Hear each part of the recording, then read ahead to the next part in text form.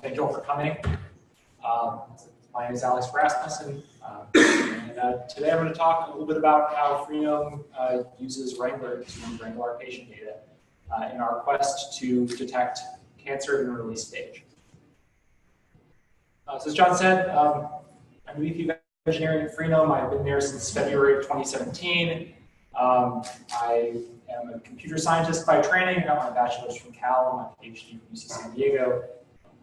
And before I joined Freenome, I was at Trifacta for about 4 years. This is a picture from one of the early conferences that we went to. That's pretty much the whole company. It's the earliest picture I could find. And I'm back there making a weird face.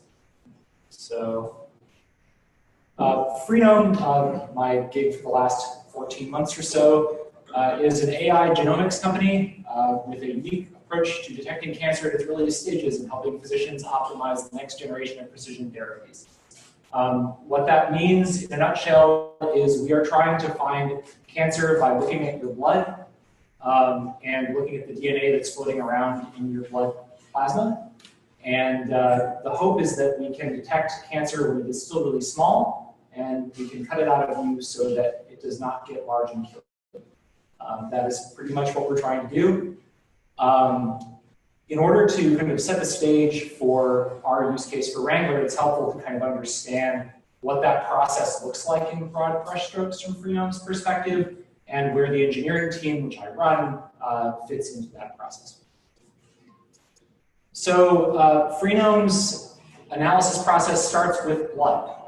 Tube blood about this big comes to us in a styrofoam cart full of dry ice. We put that blood into a freezer, and later on, when we're ready to process it, we take it out of the freezer and we run it through an analytical protocol that I can't really tell you about because it's very secret. What comes out of that protocol is amplified DNA that goes into a gene sequencer. The gene sequencers that we use take all of this DNA and turn it into a big bag of what are called reads. They're little tiny nucleotide sequences that come from a random place in your genome. So it's effectively a big old bag of these 150 or so base pair long reads. Then we have to take that big bag of reads and align them to a reference human genome to actually turn it into something usable. And what comes out the other side is basically a human genome, the whole thing, or as much coverage as we can get on that whole thing. Once we have that sequenced genome, the kind of biology or the wet lab part is done, and we move more into what you would sort of consider a supervised machine learning problem. We take that sequenced genome and we run it through a featurization process that turns it into a bunch of features. Those features are then attached to labels, which are typically cancer or not, and fed into a system that trains a classifier. And then when we actually get samples that we don't know whether they're cancer or not, we featurize them in an analogous way, pass them to the classifier, and what comes out is what we call a call. It's effectively, do you or do you not have early stage XYZ cancer with some confidence interval. Now, engineering's role in this entire process is we're kind of this amorphous cloud in which the entire process floats. We provide all of the kind of software-based infrastructure that makes this entire process work. Everything from the tube of blood comes in the door to a report comes out the other side. And our role, as I like to say, is that we enable that process, we make it go faster, and we make it scale. Now, for the purposes of this talk, one particular part of engineering's role within Freenome is to provide a curated source of information about all of the tubes of blood that we have. So that includes what institution or research lab they come from, what do we know about the person whose blood this is, demographic information, whether or not they've been diagnosed with cancer, what stage that cancer is, what therapies they're receiving for that cancer, and so forth. We also want to know location information about those tubes of blood, like where they actually are in the lab, and what we've done to them and where the data that came out of that process lives. So in short, where is the blood, who is the blood from, where did we put it, and what have we done with it? And that's a big part of engineering's role. And to that end, we have a number of data wrangling challenges. I'm going to be focusing on 3 of them today. The first one is one of the first things that I did upon joining Freenome, which was taking a bunch of our spreadsheets and putting them in a database. Second one is taking data from our various partner organizations and getting them into our systems. And finally, being able to do updates to the data that we have in bulk. So, unfortunately, due both to kind of the nature of the data that Freenome deals with and also a whole bunch of intellectual property stuff, I can't actually show you live wrangling, but whenever possible, I'll show you some flow screenshots and give you a sense of kind of what our process looks like. So first, let's talk about this process of getting spreadsheets into Freenome's database. So this should come as a surprise to precisely no one in this room, but the biotech industry, like many others, runs on spreadsheets. We use them all the time at Freenome. Our partners use them all the time. They are kind of the lingua franca data transfer protocol for all relationships between all pairs of parties everywhere. And in the company's early life, because they had no engineering team, they used spreadsheets for everything. We're all over the place. And this is kind of a problem for Freenome in particular because so much of what we do depends on having really high quality and high fidelity information about all these various tubes of blood that we've collected from various places. Because without that information, without having that data as kind of food for the training system, we don't have a very well performing classifier. And our business kind of doesn't work. So it's kind of a garbage in, garbage out thing.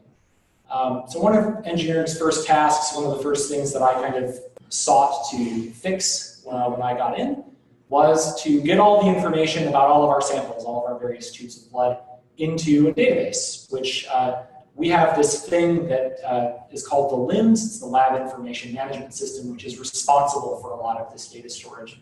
At its core, it's a database with some kind of stuff bolted on the side for data access. So we had to deal with data from a lot of different spreadsheets as part of this process, but I'm going to focus in particular on 2 of them. The first is what we call the freezer archive spreadsheet, which is information about all the tubes and where they were within various boxes. And the second was the freezer layout spreadsheet, which basically said where a box is in a freezer. Now this picture that you'll see here on the right is one of our first very cold -80°C freezers. And one of the reasons why it's so important for us to have information about where these tubes are in a database is that every time you open that door, your samples heat up by a non-negligible amount, and DNA starts doing things when it gets warmer than about -50°C. And we want it to not do that because we want it to actually stick around as it was when we got the samples in. So you don't really want to open and close that door too much. So problems with that freezer archive sheet are kind of this is one of the things that kind of made me jump up and down a little bit, having been at Trifacta for 4 years, where I looked at this spreadsheet and I went, I know exactly how to solve this problem. Because we had every kind of data integrity problem you could name, we had. If we had some samples with prostate cancer, they were labeled as prostate cancer in caps, prostate cancer in lowercase, just prostate, the abbreviation PC. We actually had one sample that was mouth cancer, question mark. That was a fun one. There were a bunch of different ways that the scientists had annotated nulls. They either left cells blank or they put in NA, the NA might have slash, that sort of thing. There are 2 different ways to specify how advanced cancer spread is. One of them is a simple kind of staging system, 1 through 4. Then there's a classification system called TNM, which effectively is how big is the primary cancer and has it spread through your lymph nodes. We had 2 different representations for cancer spread, both the stage 1 through 4 and the TNM stage, which is kind of this opaque string of letters and numbers that looks like that. Of course, there's a translation between the 2. Of course, it's completely inconsistent depending on what country the samples come from and what version of the translation system they use, and it's a big mess. We also had situations where we had a reference to a sample in one spreadsheet that almost but not quite matched the reference to that sample in another sheet. So for example, we had some samples whose identifier was, like, say, ABC-5 in one spreadsheet and ABC5 in another. This is mainly because the people that were dealing with this had a box of samples and just typed them into Excel one row at a time. Similarly, our freezer archive system was effectively an Excel workbook with a sheet per freezer, and each sheet was a different format because each freezer was maintained by a different person, and reconciling those was really hard. And there were people who were going through those spreadsheets one row at a time and reconciling them by hand, and they were just really miserable.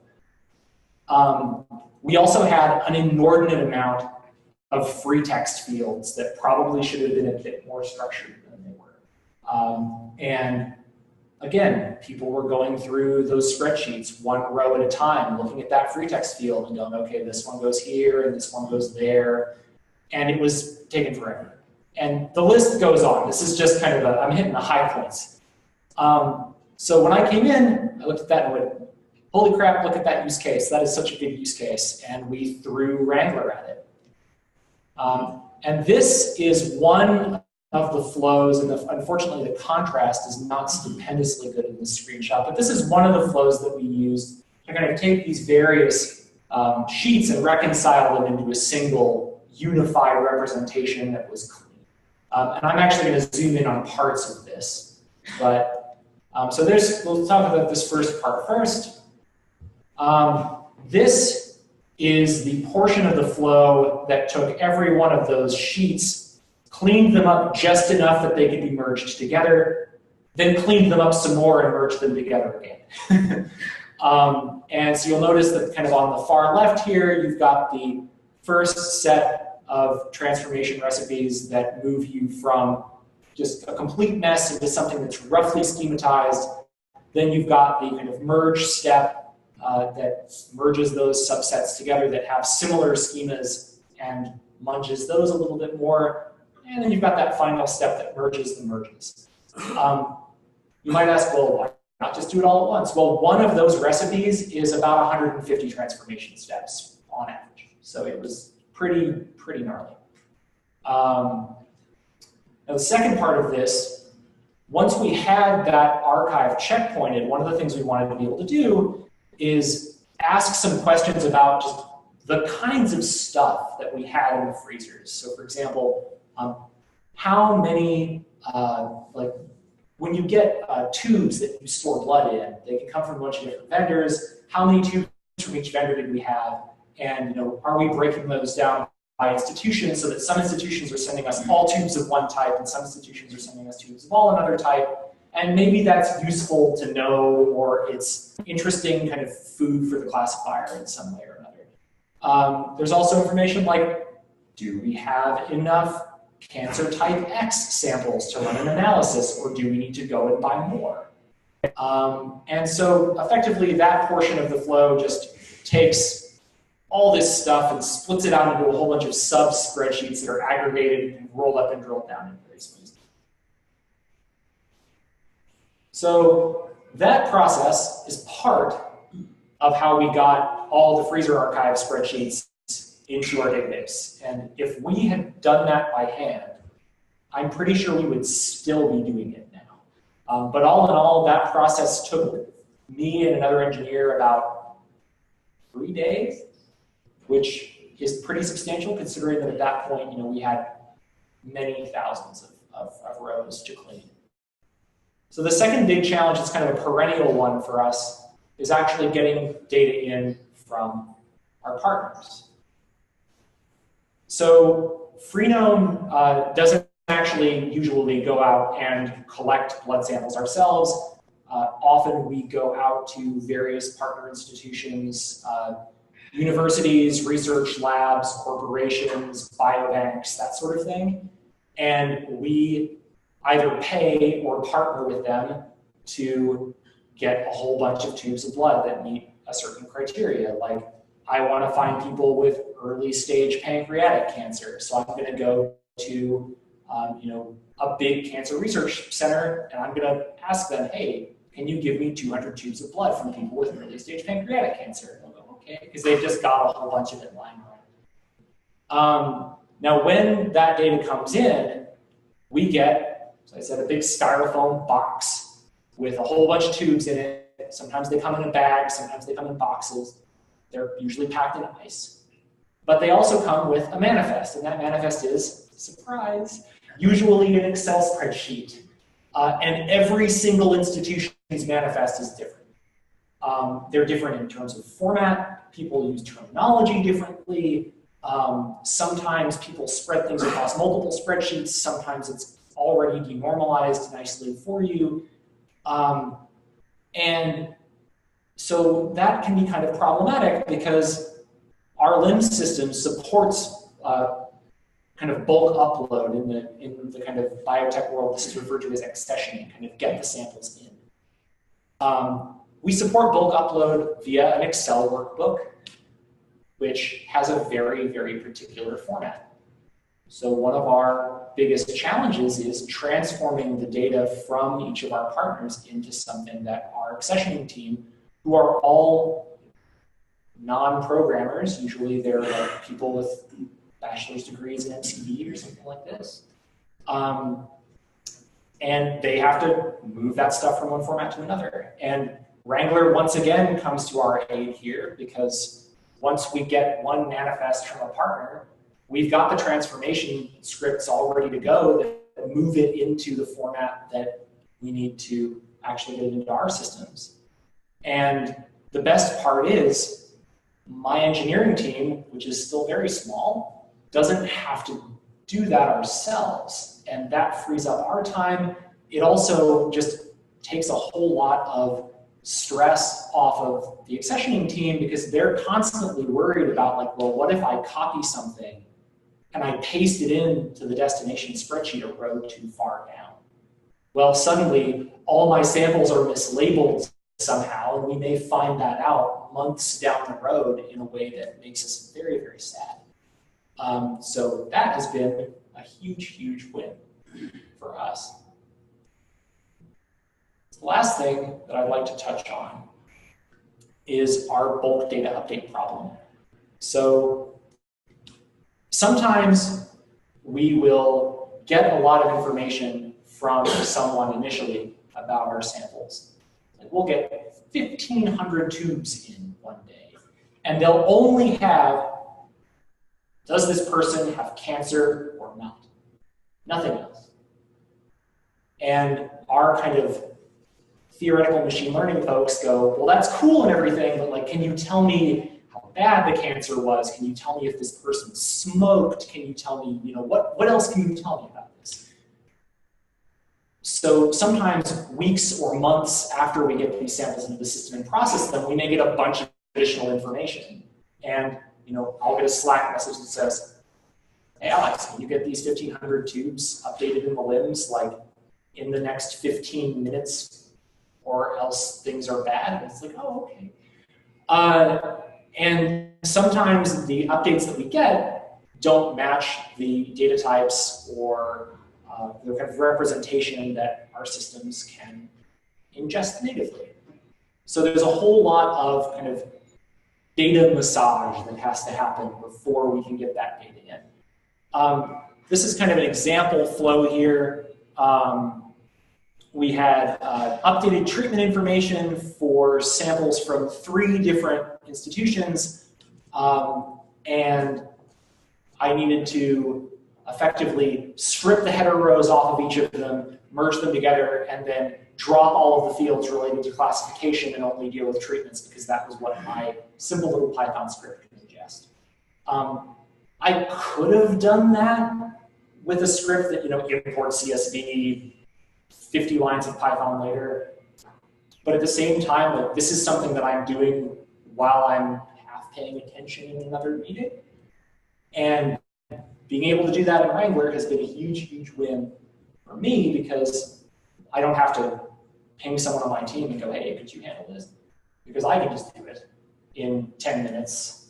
And honestly, like ever since Cloud Data Prep came along, it's been even better because we're a very large Google Cloud user. Thanks Google Ventures for funding us. And but you know, we have Wrangler now inside of the existing stuff we have. So all the places where we're storing data already, we can just pull it right out. It's been super duper helpful. That's pretty much all I got. The general kind of summary statement here. I have been saved, and my team has been saved, so much pain and suffering from using this product. And it is immensely gratifying to me personally because I was an early engineer at Trifacta, and seeing Wrangler tackle this kind of a use case with such complete ease has just been immensely gratifying. We would have had such a massive data quality problem if we had not taken a hold of it early, and the only way that we could have done that is with using Wrangler. And we have a lot of folks who are not engineers at Freenome, and they are empowered through this to solve problems that otherwise my team would have to solve. So we are very small. So with that, thank you very much. Ooh, that overflowed. Thank you very much. If you would like to reach out, my email is easy. It's alex@freenome.com. We are hiring across a multitude of different areas this year. So freenome.com/careers if you are interested in helping us build a robot that drinks blood and fights cancer. Then give us a ring. And with that, I'll take questions. Thanks.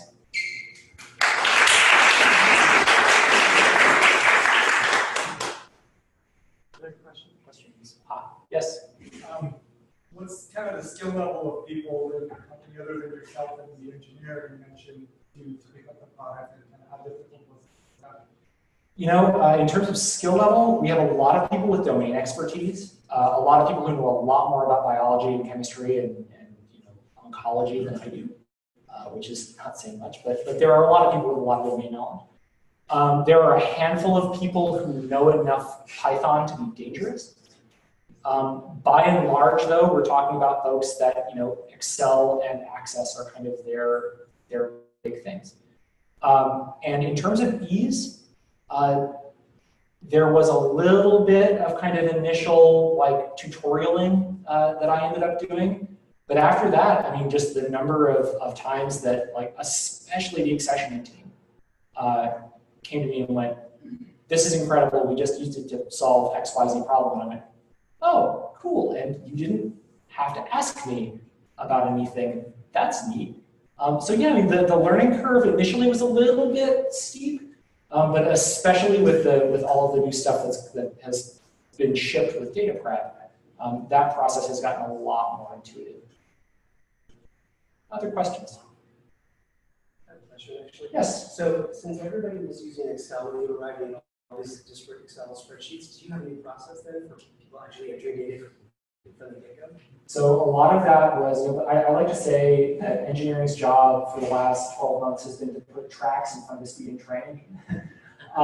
And so what we ended up doing is we kind of moved into a situation where we let people use the spreadsheets for like a while.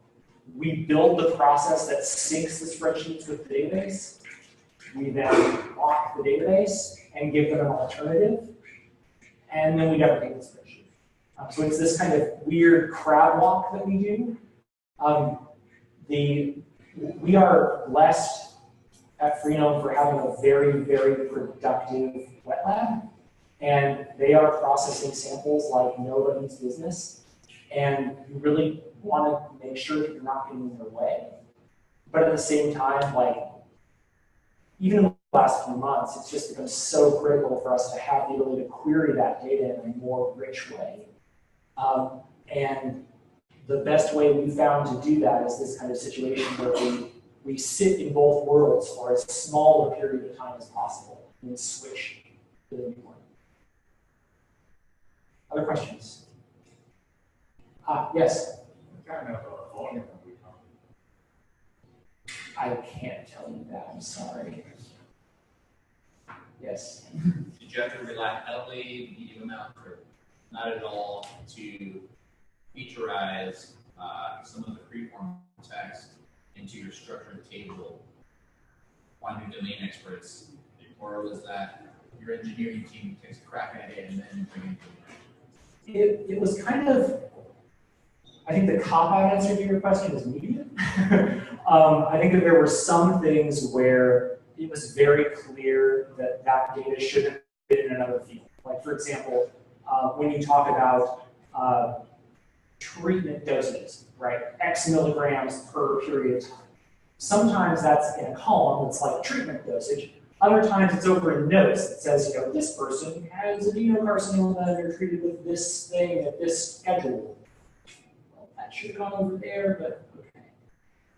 That ended up, honestly, a lot of those, you know, 100+ line transforms were us kind of, and this is where, honestly, like having those summary statistics was such a huge win. It was going like, okay, extract some stuff out, filter out all of the places where like, classification is a key one. What kind of cancer is this person having? Find all the null rows in classification. Look at the notes. Is there anything that can be extracted? Extract that. Rinse, repeat. And you know that if we had done that by hand, it would have taken us 100,000 years. If we had tried to do it with Python, it would have been a bunch of if-else's forever. But there were times when there was some kind of very cryptic terminology that I had to go to one of our scientists to go like, explain like I'm 5 what this means. But that was thankfully pretty few and far between. Other question? Oh, yes. So you worked on the development of the product, and now you're an end user of the product. Has being a heavy-duty end user of the product made you think, like, well, if I was going back to the development team, if I could tell the development team about this, or because I'm assuming when you were building it on the building side, user experience was part of what you took into. How's this being on this side of the product? You know, it's been really interesting. I think that when you're an engineer on a product and you're this far away from it all the time, all you end up seeing are the problems, right? All you see are the sharp corners. As an end user, yeah, I ran into some of those sharp corners. I mean, like some of those merge steps were kind of clunky, but like the bottom line was that, you know, I sat there and went, oh my God, this actually works. and that was like honestly the biggest difference is that, you know, once you're in a situation where you legitimately have that pain and you're not building the tool to alleviate the pain, that was the big shift, was just seeing it for the strengths and not for the weaknesses. But in terms of like feature requests and things, I've sent a couple of emails. I'm like, it would be really nice if you could do these 50 things. Not that I'm complaining. Yeah. Other questions? Yes. What's usually the data input size that you have, let's say, in a week, and how much data you generate on one side? I wish I could tell you that, but I can't. Sorry. Yes. Along the lines of sort of building off that question, what is the biggest challenge you've had with Wrangler, and how have you actually overcome it, especially given that you have this sort of inside knowledge that you do? The biggest challenge, honestly, was merging a lot. So multiple hierarchical steps of merge. By the time you got to the end of that merge tree, rendering previews took a little while. What we ended up doing to get around that was effectively do as much as you can, checkpoint the thing down to Google Cloud Storage, point the input at Google Cloud Storage for another subflow, and then just refresh it. And that worked pretty well. But you know, honestly, I was sitting there looking at it going like, well, you know, if I were having to do 2,000 complex data transformations to produce this, I'd probably be a little pokey too. Other questions? All right, thanks very much.